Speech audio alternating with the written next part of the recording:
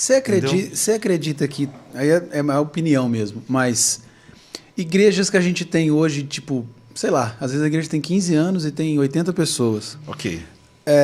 Que existem igrejas que são chamadas para isso, ou talvez foi uma falha no meio do caminho, disso que a gente está falando. O processo, o cara não atualizou e está ali preso para sempre, sei lá, naquele ali. É um assunto delicado, porém importante. E é importante as pessoas ouvirem isso sem achar que a gente está se sentindo além ou maior do que alguém. Existem lugares que você vai e você tem vontade de voltar, sim ou não? Sim, com certeza. Inclusive você quer levar a tua família. Inclusive você fala para os amigos. E ninguém te falou nada, você só foi lá. Existem lugares que você nem quer voltar, nem quer levar ninguém, e nem passa pela tua cabeça. Sim.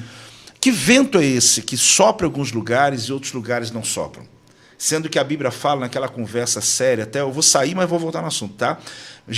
Quando Jesus conversa com Nicodemos. Eles estão conversando. Jesus é nascido da carne, Maria, nascido do vento do Espírito. Nicodemos é um mestre, só que nascido da carne e não do Espírito. Então os dois mestres estão conversando. Se você estivesse lá, tu ia ficar quietinho, só opa, porque é fantástico. Você sabe que um dos textos que eu, desde seminarista, eu fujo é João 3. Porque, meu irmão, aquilo ali é só para os caras. E parece óbvio, porque ali é um texto, apóstolo, prego, eu fujo, mas às vezes quando o Espírito Santo manda pregar. Porque ali é uma conversa que ela está chegando no nível. O que Deus fala para. O que Jesus fala para Nicodemos, parafraseadamente? Nicodemos, até aqui deu para a gente conversar. Só que daqui para frente você tem que nascer de novo. Você tem que nascer do Espírito, você tem que ter o que eu tenho. Porque nosso intelecto chega até aqui. Daqui para frente só tem jeito se você tiver o mesmo Espírito que eu tenho. Você conseguir entender o que está acontecendo. Eu percebo no ministério algumas questões. Primeiro, estrutura. Tem estruturas falidas, gente. É Davi dentro da armadura de Saul. Meu Deus do céu. Davi foi, sabe, andou. Ele falou, olha, obrigado pelo presente. Obrigado pela preocupação, mas eu vou ficar mais leve com as minhas pedras. Eu vou ficar mais leve.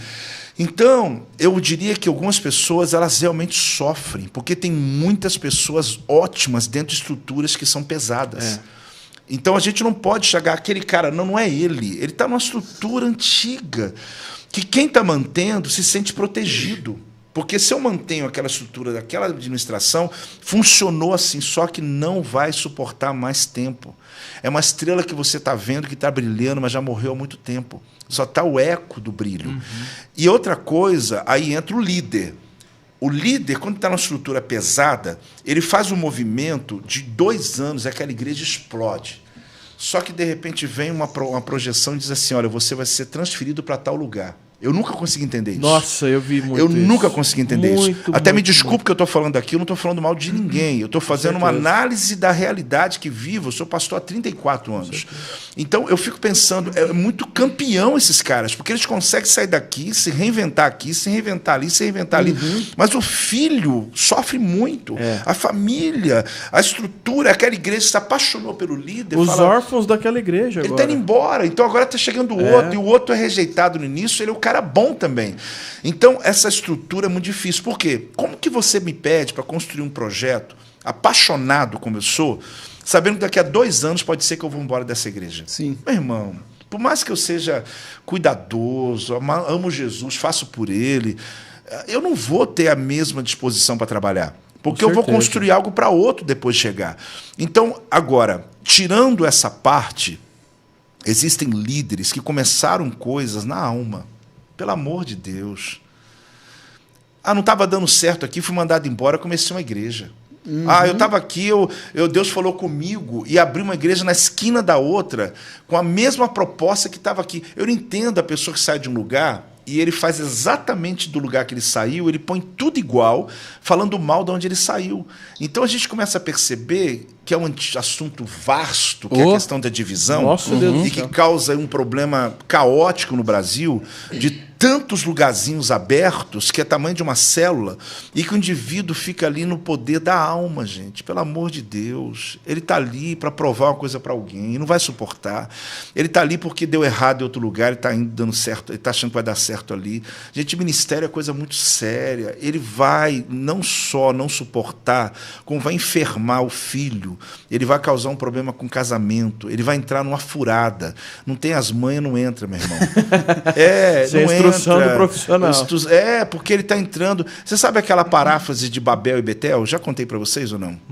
Não? Contei? Pode contar, pode contar. Então tá, vamos lá. Babel, ela foi fundada por Nimrod. Nimrod, quem ele era? Um caçador. Um cara fera. Ah, mas ele... Não, ele era fera. O cara era um indivíduo. Ele era caçador num período onde as bestas feras entravam na comunidade, as crianças morria a gente. Ele protegia a comunidade. Num tempo que o dilúvio acabou, muita fome, ele matava animal, trazia comida para a comunidade. Pois esse cara tem uma influência tremenda. Só que ele vem com uma ideia tão maluca, tão absurda, porque quem tem resposta ao caos governa. Não adianta. No Brasil tem um monte de ideia absurda, mas se a gente não entrar para influenciar, o maluco coloca uma ideia lá, o povo vai. Por quê? Porque faz sentido, peraí.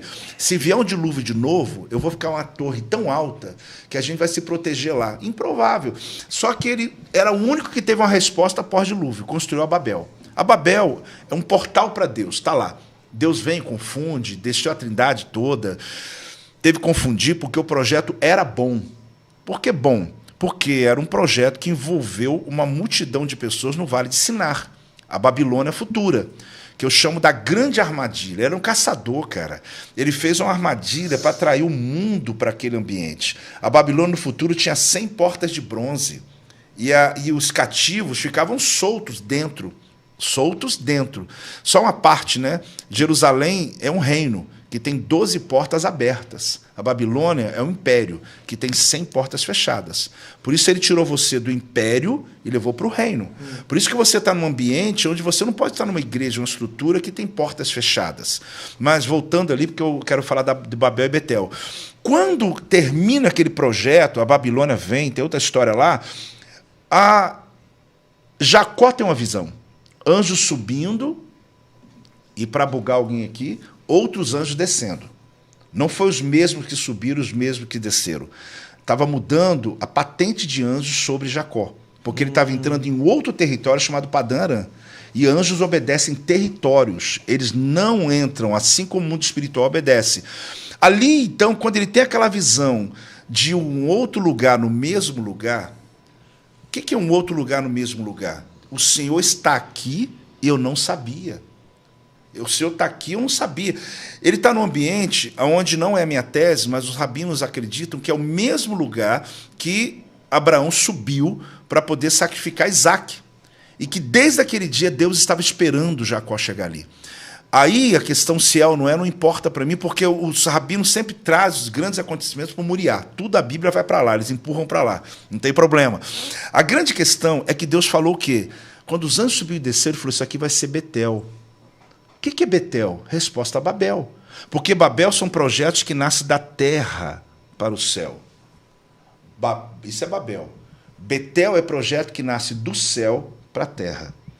Que é a diferença? Esse aqui tem prazo de validade. Esse aqui nunca acaba. Pode morrer o líder, pode morrer o visionário, que aquele projeto vai continuar, porque ele não nasceu da minha alma, ele nasceu do Espírito.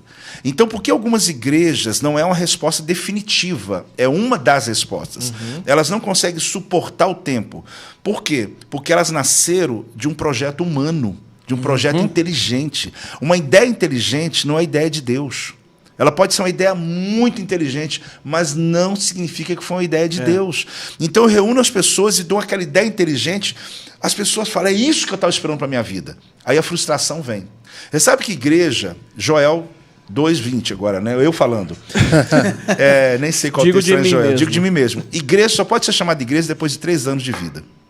Porque enquanto ela não passa pela fase dos 3 anos... Isso eu tenho visão sobre isso, conhecimento sobre isso, que tem a ver com você estabelecer uma linguagem em um ambiente. E não é porque nada que Jesus passou 3 anos, porque 3 anos é o tempo de estabelecer uma cultura. Ela não pode ser chamada ainda, porque ela ainda está ali, no início, com muito muitas movimentações da alma. É aquele grupo que veio porque quer oportunidade para tocar, é outro que veio porque está achando que é grande momento da vida dele, outro que vende o carro dizendo, agora estamos juntos, ele faz acontecer porque ele quer provar para alguém que aquilo ali foi ideia dele e que Deus está com ele. Babel, gente, Babel, é um projeto até forte, mas ele não consegue suportar muito tempo. Agora, quando é Betel, meu Deus, quando Deus te dá uma visão, o líder pode morrer, as coisas podem virar, aquela visão vai crescer, porque quem sustenta é o Senhor. Lembra da Shekinah? A Shekinah, gente, é uma nuvem, só que o vento do deserto é forte. Sabe o que é uma nuvem que o vento bate nela, ela continua do mesmo jeito? Porque ela não caminha segundo o vento, ela caminha segundo o céu. Então o ministério precisa ter essa Shekinah, que pode bater o vento que for à volta, ela vai continuar na mesma proporção, porque ela não é levada por as coisas externas. O que um líder chega? Olha, eu vou ter que fechar a igreja. Fechar o quê, gente? A igreja nasce, você está matando, então.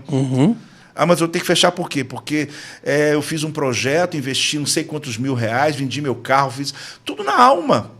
Por quê? Primeiro, você não faz uma coisa sozinho. Você não está fazendo um projeto empresarial. Você tem que envolver as pessoas.